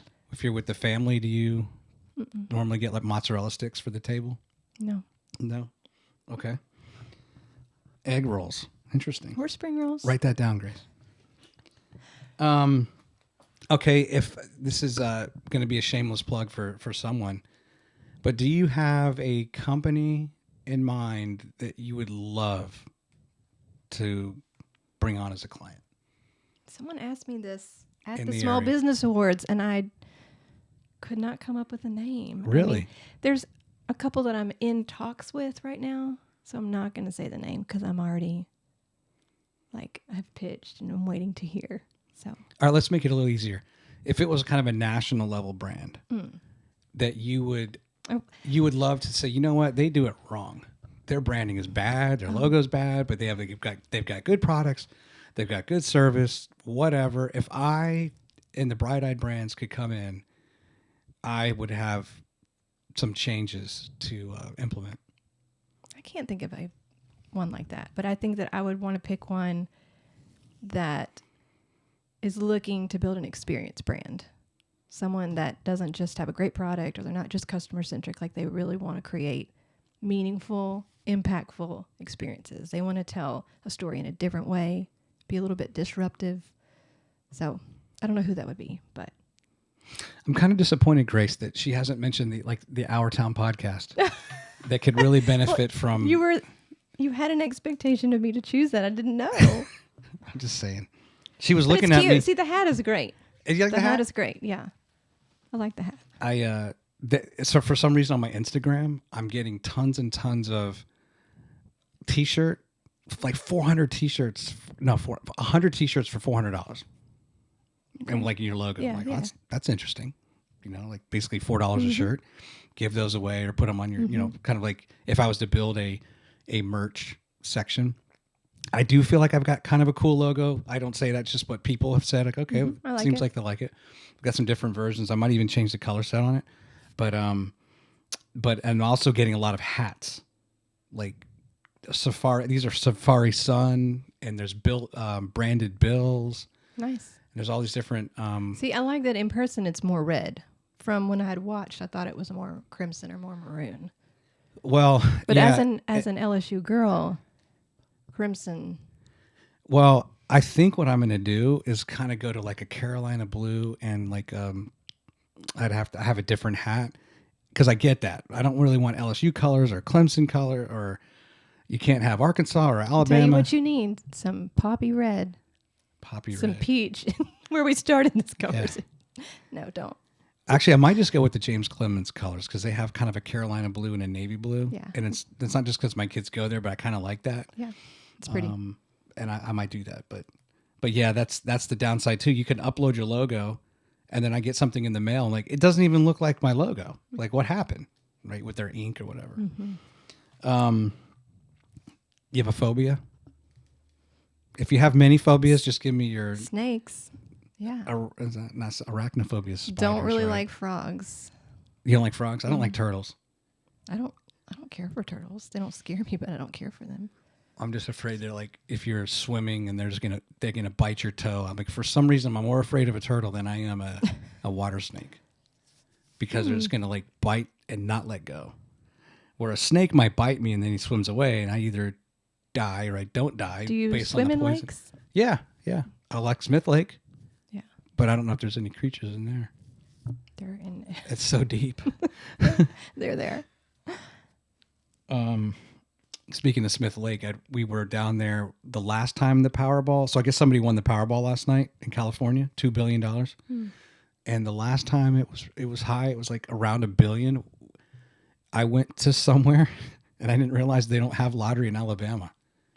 This is like in May or June. Yeah. And I just hadn't lived here long enough. And I don't normally buy lottery tickets, but I was like, well, just in case. Yeah, I'll just buy one. And they're like, no, you got to go to Tennessee for that. I'm like, oh. Fayetteville, across the state line. Bummer. And I'm sure the lines were long. Okay, so when you're shopping, I'll give you an example. I go to TJ Maxx, and I'm either going to look at shoes or I'm going to look at like shirts, and I know that's what I'm going to look at, and I'll go to one of those two first, and then I might make my way over to like accessories. But so when you're going shopping, by habit, what's the first section you go to? Clothes shopping. Clothes, yeah. Probably jeans. Jeans? Yeah. First? So do you own a lot of jeans? I do. How many we talking like hundreds of pairs? No. But I get rid of them every season because I'm tired of them. Yeah. So you have to buy a lot of pairs. I noticed you were rocking some of those big bell bottoms on your Instagram or something. 3 or 4 pairs of those. Then you have your skinny jeans. Then the crop jeans. I heard skinny's kind of on its way out again. It is, but it'll come back. Sometimes. Okay. All right. So you're going to go on a family vacation to, let's say, like Anchorage, Alaska. I'm just thinking of like you're going to fly to like Houston or Dallas, and then you're going to go nonstop to Anchorage. And where does mom sit on the airplane? And probably Scott and I are in caps for the little people to keep them contained. But okay, so you're not gonna. Are you gonna be like? You're not gonna be a middle seat. I'll take one for the team if I have to. Really? But yeah, I'd rather put Evie in the middle. Now, Scott going to insist on being on the aisle? He'll be the aisle or the window. He likes them both. Yeah, okay. Yeah, we're flying out early tomorrow. Oh, really? But our next family vacation is supposed to be to Iceland for spring break. Wow. Where are you flying tomorrow? New York. Cool. Just for a little weekend? We're in a cohort of church planners from the West Coast. Okay. So, I mean, not all are church planners, but it's at Hell's Kitchen. There's like a church there, Church of the City in that area. How long are you going to be gone? Just till Saturday. Just you and Scott? Mm-hmm. Who's watching the kids? My very best friend. No, not Grace. No, my sweet, sweet friend. That's cool. Yeah. All right, I want to switch over to, that was a quick 6. Those are pretty quick, right? I want to switch over to something you mentioned. And I want to talk about why you love this place so much. But here's some... Justin. Now, what is going on with all of these boats, all these pontoons and this shallow water? That's on the bay side of the bridge, so you can drive your boats over there. You can rent boats. They've got all of the like inflatables that you can let the kids run and jump on. That's right. The little boat will pull up and sell you a $10 popsicle. It's really fun. So those inflatables are provided by the city or the beach? Yeah, you can rent. I mean, somebody has a permit, it's just a business. And then you can have fun all day, and it's flat. And you've done that really before? Mm-hmm. Pretty awesome. It is fun. How warm's that water? Just right. Really? Yeah. Refreshing, but not hot. Yeah. Okay. We were in, I guess I learned that you can't jet ski at all on the Alabama side. So if you're down at like Orange Beach, like, you know what Floribama is? Yeah. You can only like full throttle on the Florida side. So you better not rent a jet ski on the Alabama side, because all you're going to do is no wake all the way till you get to the state line, and then off you go. Okay. Good to know. But the other problem I didn't realize this was shallow water. I mean, I've jet skied in shallow water, but it'll take on a lot of grass, and it'll just, like, all of a sudden you'll get like the oil light will flash. And so luckily I brought my phone with me, and I called and like, hey, I'm getting this like warning light. And they said, oh, well, just rock the jet ski back and forth and to release the grass. The grass got up into like the intake. Did that work? No. It was bad enough that they had to tow me in. So, but I've never had to worry about like shallow water that bad. I don't know what it was. It must have been like super, super shallow, but not like this where you can see. That is like crystal clear water.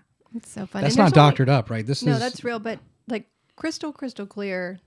Certain days of the summer, it's like that. It's not every day. So when you time it and you're there, it's special. Because there's like all of June, the grasses come in, and it's a little bit different. But okay, I've got a couple other shots here. Oh man, so this is the Gulf, I guess, on the right. The Scenic 98, yeah. And then somewhere on the other picture we were just looking at was the bay, or there's like the intercoastal here. Have you stayed on this side before? I think I've stayed on all the sides. That's been our vacation spot since I was a kid. Right. So like 2 or 3 times a year. Did anybody ever try to be like, hey, Dad, can we, or your mom, like, hey, what's your... I mean, we went to other places too, but that was like our home base. Okay. Yeah. We've done holidays there just to... Now, your mom's not going to admit later in life that it was just for your father. And she could care less. No, this is all her. Okay. This is all her. Yeah. He promised her when they got married that they could retire there. So he made good on his promise. Now here is this the same, kind of a closer in shot of what we were just looking at? This is like the Crab Tiki Bar? I'm not sure. I mean, it looks amazing. And this is, like during COVID, they didn't have any of the fun stuff there. So that might have just been an older picture. Okay. And then, of course, I just wanted to get your thoughts on this. I might have been to the Keys once, but it's been so long. I really couldn't give a accurate vote here, but I don't know that they would have that pretty white sand. I don't know. No, I mean, and they don't. I mean, when you drive the Florida Keys, you don't just stop. There's no beach like, at all until you get to maybe Key West. But for the most part, you're just driving along the road, and there's some rocks, and there's the water on either side. And if you do come across like some little public access beach, it's not like great sand. Yeah. And but people are desperate enough that they'll park, and it's kind of gross. Yeah. When you're walking through whatever to try to get to the water. But when you get down to Key West, it's a little bit different. But I've mentioned this before, you got to go out to Dry Tortugas. Okay. Which is about 70 miles west. You take a ferry out there, and was pretty unreal. That shot reminds me a lot of what Dry Tortugas looks like. But I'm not really sure why they would compare Destin to Florida Keys. I think Destin will win that 100 times over. And the locals would tell you, just don't come during tourist season. Is it? That it's miserable. Really? Yeah. And the tourist season is summer? Mainly summer, yeah. By late August, you're good to go. Yeah. Well, there you go. I wanted to make sure we covered that in depth. So what's you got some exciting stuff going on now? It sounds like there's always something exciting going on. Yeah. What's keeping you up at night? Or maybe you're not up all night, but like some of those little stresses that you kind of take to the pillow. I think just like any mom, trying to make sure that you are giving the right attention to the right places at the right time, because you can't be all three places at once, but making sure that you're getting it all. Like, your kids are going to be the ones that matter the most. You know, are you planting all the right things in their heart and their life, not being so consumed with your business or all the other things in your life that you miss things. So is that difficult? Is it difficult for you to pull yourself back and kind of keep yourself honest in that regard? I think that because I have to make shuttle every day at 3:25, I have an alarm on my phone, so it makes me pull back. No, but I've been very, very conscious and diligent to prioritize them. You know, and of course they have a dad, so he so he gets to do some of the pickups too. So that on the days that I need to stay late. Yeah. So he basically is that if he has to do his services on Sunday or maybe once during the week. Yeah, he is the executive pastor at our church, so his days are pretty much meeting. Oh, okay. Yeah. So, but he does a great job of being able to help out. Yeah, that's awesome. Yeah. So that's probably what it is. I should have thought to put Grace on a mic. I could kind of turn this and be like, hey, what kind of, let's talk about Britt. Tell us the real story. I actually do have a combo mic headphone down on the ground, but we won't do that. She was a good sport to go on camera. Yeah. Any final thoughts from you, Britt? It's been, I can't believe it's been 11 months since I kind of first met you. I got to go to your ribbon cutting. And oh, that's right, you did. Mm-hmm. That was awesome. Yeah. And that's already been 5 months past. Yeah. It's interesting. You do this all the time, right? Where I had to put a lot of extra time and energy and thought and stress into that day. Yeah. Because I had a lot of people flying down. There was a lot that was somewhat at stake, just my own reputation, the company's reputation, whatever. Will people show up? Well, if they do show up, can we handle them? Mm-hmm. It's hot. Mm-hmm. It was really hot. Poor Sprocket, I think he almost passed out, or whoever was underneath. Yeah. You know, they kept saying they had to keep having Sprocket go sit in air conditioned cars. Yeah. Because it was so hot. It was bad. Yeah. But I can relate, because we do a lot of events. We do a lot of campaigns that are digital campaigns, but they're based around a physical event. So it is a lot of pressure. Yeah. Keeping clients happy. But you love the pressure. Yeah. Somebody told me this week, if you weren't busy, wouldn't you just find something to be busy with? I was like, I didn't say that. But well, I look around this office, and when we first moved in, there was a desk, and the reason those monitors are hung the way they are was because I had a desk there. And over here, there was a nice credenza.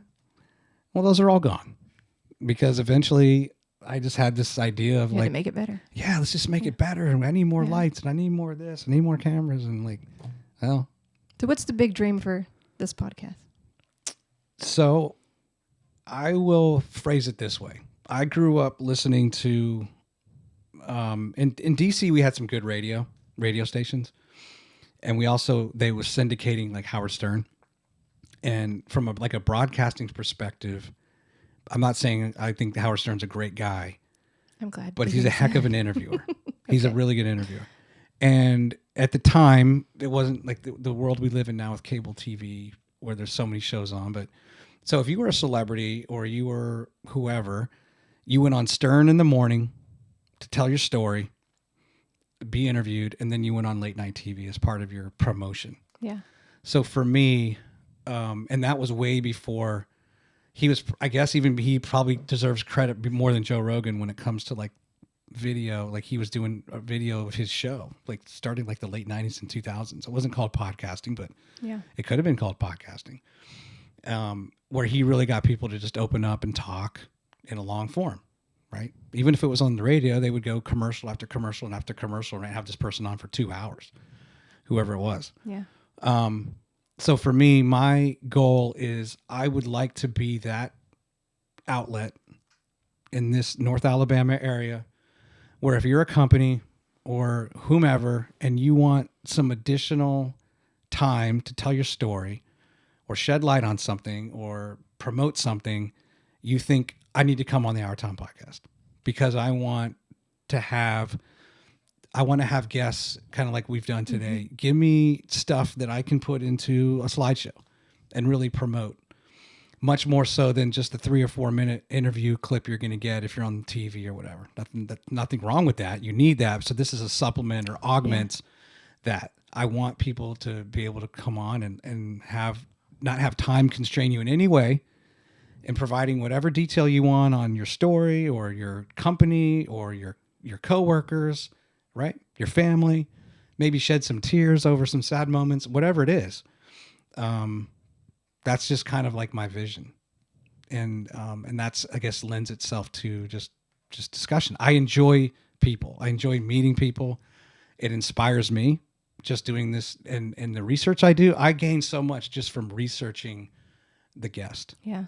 And it's like somewhat like therapeutic for me in a way. Who's your next guest? It will be, let's see, where are we at? Rachel Sullivan, Solid Ground Counseling Center. Oh, cool. She's friends with Megan. Okay. And then after her is, well, actually, I'm going to do a quarterly real estate show with Tim Knox from Revolve Realty. He's been on my program. We went back-to-back episodes with him. When I kind of first started, I was capping them at like an hour and a half. And then when I had Joe, the pizza guy, on, we talked for 2.5 hours. How long has this been? We're at almost 2 hours. And then from there, you just kind of have to like get over the hump. Yeah. And then once I got over the 2 hour mark, they all end up being around 2 hours. And I just kind of like, I just started doing an additional level of like preparation and or what I researched and what I would talk to the guest about. Yeah. And I think I've gotten a little bit, not that I'm nervous and I'm not like I'm uncomfortable, but it's weird when you've been here 20 years. I've been here 11 months. So there's a lot into, well, nobody knows who I am. You could Google me, but my heyday was like before the internet. Thank goodness, right in the 90s and early 2000s. So you're not going to find much on me. I had like a live stream sports company, but there's nothing, everything, all the footage is like on hard drives, right? It's not like I had it in the cloud because it would have cost way too much money. So I felt uncomfortable in the fact that like nobody knows who I am. So they're going to learn about me through the guests. And the longer we go and talk, I will share a story here and there and you might learn about me. Or now I'm getting a little bit more comfortable because I've met more people, and I know people and I feel a little just more comfortable now as the host of a program in North Alabama for which I've not even lived a year. That makes sense? Yeah. You're doing a great job. But yeah, Joe is the kind of guy, if you listen to episode 22, he called himself Famous Joe at like 22 years old, before he was ever famous, even though he is now famous because he's a world champion in some pizza, competitions. And he has a Guinness Book of World Record, 2 records. And so you could say, yeah, he's now famous. But at 22, he labeled himself Famous Joe. And he also got with some friends, and they just declared themselves world pizza champions before they were ever champions. Now, later, they all won competitions such that they would be considered the world pizza champions. And I told him, I don't feel comfortable with this idea of I'm the number one podcast. Of course I want to be the number one podcast, but I'm not the type that's going to go buy a billboard space right now and falsely declare based on whatever merit or, that I am the number one podcast. But, I try to improve episode by episode because it's important to me just to progress and have a good product, and I care about it. And I don't know. I just hope that people will look at it as that's a really good podcast and we should be on it for whatever reason. Yeah. Does that make sense? It does. Sorry, I get a little long-winded. Well, thank you for letting me be on your podcast. You're welcome. Even though it took me 3-4 tries. Were you nervous about it? You kept putting me off That was not why I was putting you were off. Making up excuses? No. Grace, what's the deal? They were trips, real trips and real appointments. Let's show Grace one more time. No, we had so much travel. There's something about the last 4 months.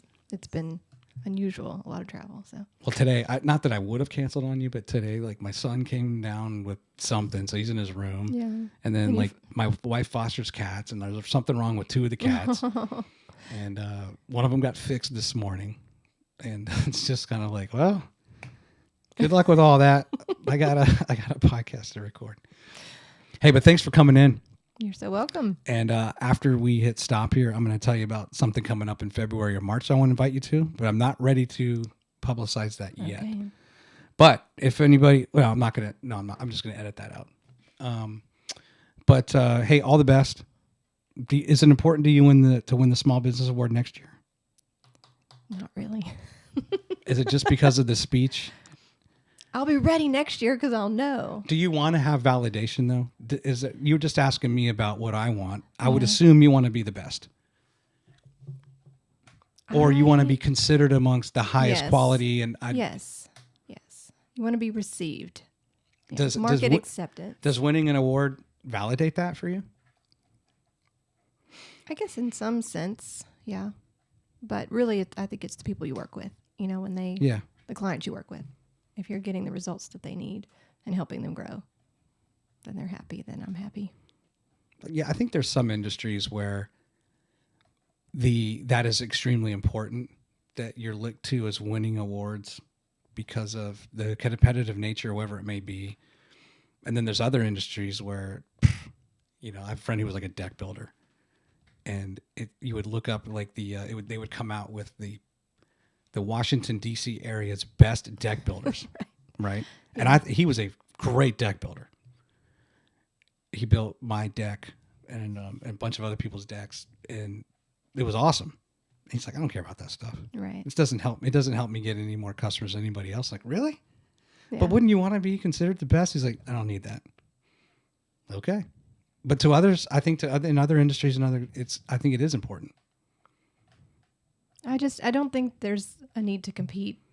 Like, you want to feel like you're doing great for you. Yeah. And you want to, sleep well at night knowing you're doing an awesome job for your clients. But yeah, the whole competitive thing. Well, I think there's also something to be said for there should be enough pieces of pie to go around. Yeah, there are. It's not fair. You're going to eat half the pie. There's more than enough. There's and we've mentioned several of them today. I mean, the Bold Agency and the Library of, and everybody has to kind of figure out their lane, right? Or where they're going to sit at the table. Yeah. But there's plenty to go around. There is. Right? And everybody's good at different parts. So there's room for everybody. Well, it's been a pleasure. And thank you, Grace, for being a good sport. And enduring. let me try out my cameras. And Britt, I wish you all the best. Thank you. Same to you. All right. Have a good one. Hey, safe travels tomorrow. Oh, yes. Window aisle, where are you at? I don't know. I just show up. My husband booked them. Sounds good.